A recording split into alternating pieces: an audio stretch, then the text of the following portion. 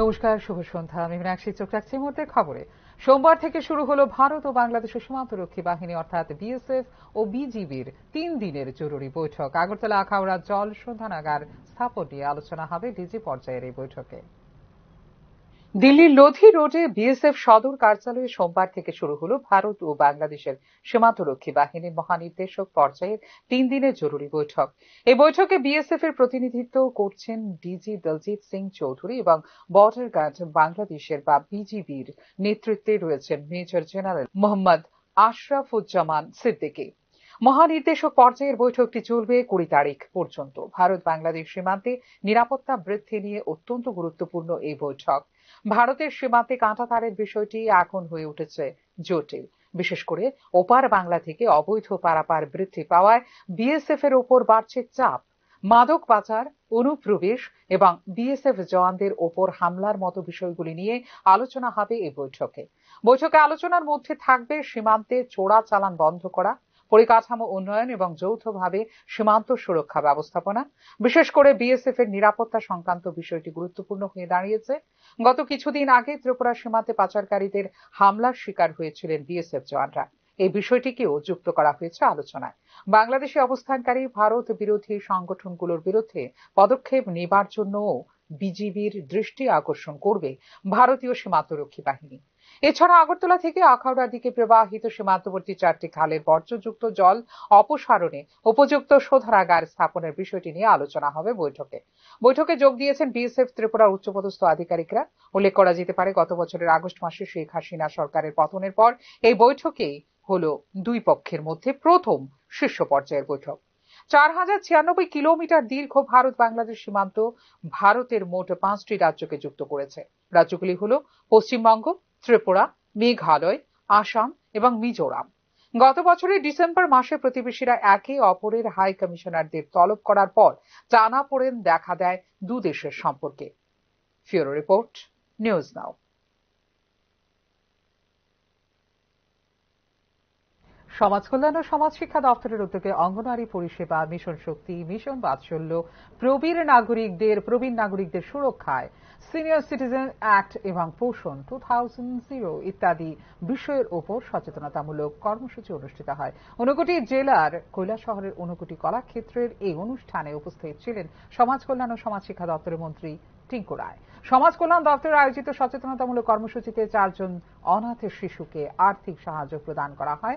850 কোটি টাকা বছরে সামাজিক পেনশন প্রদান করা হয় ও বিভিন্ন জনকল্যাণমূলক খরচ সহ প্রায় 1500 কোটি টাকা প্রতি বছর সমাজ কল্যাণ ও সমাজ শিক্ষা দপ্তরের পক্ষ থেকে ব্যয় করা হয় বলে জানিয়েছেন সমাজ কল্যাণ ও সমাজ শিক্ষা দপ্তরের মন্ত্রী টিঙ্কু রায়। প্রতিটি মানুষকে পরিষেবা দিতে বদ্ধপরিকর সমাজ কল্যাণ ও সমাজ শিক্ষা দপ্তর, আর তাই 50টিরও বেশি বিভাগে দপ্তর কাজ করে। সমাজ শিক্ষা দপ্তরের অধীন অঙ্গনওয়াড়ি কেন্দ্রগুলির মাধ্যমে বিভিন্ন পোষণ সংক্রান্ত স্বাস্থ্য পরীক্ষা, টিকাকরণ, সন্তান সম্ভবা মায়েদের স্বাস্থ্য পরীক্ষা সহ প্রধানমন্ত্রী মাতৃপুষ্টি যোজনা ও মুখ্যমন্ত্রী মাতৃবন্দনা যোজনার মাধ্যমে আর্থিক সাহায্য প্রদান করা হয় বলে জানিয়েছেন মন্ত্রী টিঙ্কু রায়। এছাড়া চাইল্ড ওয়েলফেয়ার দপ্তরের মাধ্যমে চাইল্ড কেয়ার সংস্থা চালানো, বিভিন্ন সরকারি ও বেসরকারি হোমে পথ শিশু ও অনাথ শিশুদের দত্তক নেওয়া ও পরিচর্যা করা, বিভিন্ন স্পন্সরশিপ স্কিমের মাধ্যমে শিক্ষাক্ষেত্রে আর্থিক সাহায্য প্রদান করা হয় বলেও জানিয়েছেন মন্ত্রী টিঙ্কু রায়। প্রধানমন্ত্রী বেটি বাঁচাও বেটি পড়াও প্রকল্পে জুভেনাইল জাস্টিস বোর্ডের মাধ্যমে কোনো শিশু যেন সমাজে অত্যাচারিত না হয় সে বিষয়ে খেয়াল রাখা, শিশুরা কোনো অপরাধ করলে তার শৈশবকে সুরক্ষিত করে সংশোধনের মাধ্যমে নতুন জীবনে ফিরিয়ে আনার চেষ্টা করা হয়। এছাড়াও মহিলা কমিশনের মাধ্যমে সমাজের মায়েদের সুবিচার প্রদানের জন্য দপ্তর সর্বদা কাজ করে যাচ্ছে বলে এদিন জানিয়েছেন সমাজ কল্যাণ ও সমাজ শিক্ষা দপ্তরের মন্ত্রী টিঙ্কু রায়। নষ্ট না করা হয় তার জন্য জুভেনাইল জাস্টিস বোর্ড রয়েছে, বা কোনো শিশু অপরাধী তার বিচার ব্যবস্থা যেন অন্যান্য কয়েদিরা যেভাবে তার বিচার হয় সেটা যেন সেভাবে না হয়, তাকে একটা সুরক্ষিত ভাবে তাকে আবার সংশোধন করে নতুন জীবনে যেন ফিরিয়ে আনা যায়, তার জন্য জুভেনাইল জাস্টিস বোর্ড কাজ করে। এইগুলো আমাদের বিভিন্ন ভাবে কাজ করা হয়। আমাদের ওমেন ওয়েলফেয়ার, মহিলা কল্যাণে যে সমস্ত কাজ করা হয়, ওমেন কমিশন রয়েছে, কোনো মা নির্যাতিত হচ্ছে কোথায় সেই মাকে ন্যায় দেওয়া। ওয়াটার ভিশন 2047 কে সামনে রেখে রাজস্থানের উদয়পুরে মঙ্গলবার থেকে শুরু হতে চলেছে দ্বিতীয় সর্বভারতীয় সম্মেলন। সম্মেলনে যোগ দেবেন ত্রিপুরার মুখ্যমন্ত্রী ডাক্তার মানিক সাহাও। জানুয়ারি 2023 সালে ভোপালে প্রথম সর্বভারতীয় জল সম্মেলনের ফলাফলের ওপর ভিত্তি করে রাজস্থানের উদয়পুরে মঙ্গলবার থেকে শুরু হতে চলেছে দ্বিতীয় সর্বভারতীয় সম্মেলন। সম্মেলনে যোগ দেবেন ত্রিপুরার মুখ্যমন্ত্রী ডাক্তার মানিক সাহাও। দ্বিতীয় এই সম্মেলন ভারতের জল সুরক্ষার ভবিষ্যৎ গঠনে একটি গুরুত্বপূর্ণ মাইল ফলক হবে বলে জানিয়েছে জল শক্তি মন্ত্রণালয়। সম্মেলনের প্রতিপাদ্য বিষয় হল ইন্ডিয়া 2047 একটি জল সুরক্ষিত দেশ, যা প্রধানমন্ত্রী নরেন্দ্র মোদীর একটি উন্নত জল নিরাপদ ভারতের দৃষ্টিভঙ্গির সাথে সামঞ্জস্যপূর্ণ। ভবিষ্যৎ প্রজন্মের জন্য আমাদের নদী এবং বাস্তুতন্ত্র সংরক্ষণের ক্ষেত্রে দিশানির্দেশ করবে এই বৈঠক বলে বিবৃতিতে জানিয়েছে কেন্দ্রীয় সরকার। গত ভোপাল সম্মেলনে 5টি ক্ষেত্রে নেওয়া হয় সিদ্ধান্ত। এগুলি হল জল সুরক্ষা, জল ব্যবহারে দক্ষতা, শাসন, জলবায়ু স্থিতিস্থাপকতা এবং জলের গুণমান। এর ফলে 22টি কার্যকর সুপারিশ তৈরি হয়েছে, যা ইতিমধ্যেই রাজ্য জুড়ে জল ব্যবস্থাপনা কৌশলগুলিকে দিশা দেখাচ্ছে বলেও জানিয়েছে কেন্দ্রীয় সরকার। উদয়পুর সম্মেলন এই সুপারিশগুলোর ওপর ভিত্তি করে তৈরি করা হবে জল দৃষ্টিভঙ্গি 2047। জল ব্যবস্থাপনার গুরুত্বপূর্ণ দিকগুলি নিয়ে আলোচনা করা হবে এই সম্মেলনে। এর মধ্যে রয়েছে কার্যকর শাসন ব্যবস্থা, আন্তঃসীমান্ত সহযোগিতা, উদ্ভাবনী অর্থায়ন, সংশ্লিষ্ট সম্প্রদায়ের অংশগ্রহণ এবং প্রযুক্তিগত সমাধান, দক্ষ জল ব্যবহার এবং বিভিন্ন ক্ষেত্রে উন্নত সমন্বয়। অবশেষে এটি ভারতকে 2047 সালের মধ্যে প্রধানমন্ত্রীর জল নিরাপদ উন্নত ভারতের দৃষ্টিভঙ্গি অর্জনের আরও কাছাকাছি যেতে সাহায্য করবে, যেখানে সকল নাগরিকের জন্য নিরাপদ এবং পর্যাপ্ত জলের অ্যাক্সেস নিশ্চিত করা হবে বলে জানিয়েছে কেন্দ্রীয় জল সম্পদ উন্নয়ন মন্ত্রক। মন্ত্রণালয়ের মতে দ্বিতীয় সম্মেলনের বিষয়বস্তু আঞ্চলিক বৈচিত্র্য বিবেচনা করে জল খাতের জটিলতা মোকাবেলা করার জন্য করা হয়েছে পরিমার্জিত।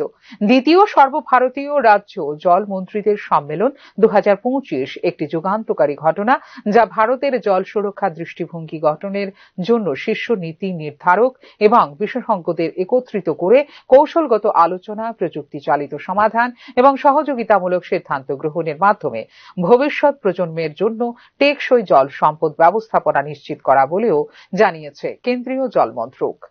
Bureau report, news now.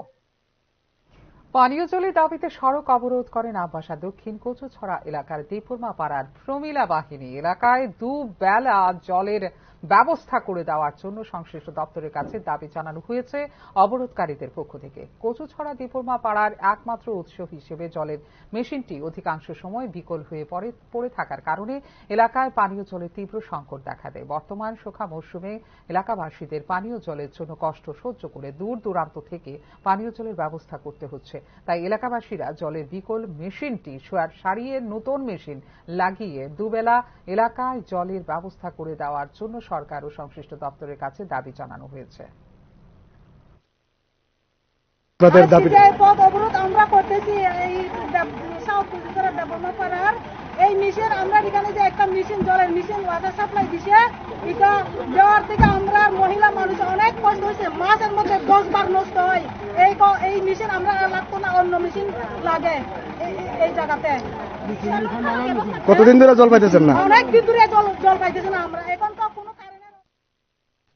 এখনকার মতো এই মুহূর্তের সংবাদ এই পর্যন্ত। অন্যান্য আপডেটস দেখার জন্য অবশ্যই নজর রাখতে হবে নিউজ নাও পর্দায়। নমস্কার।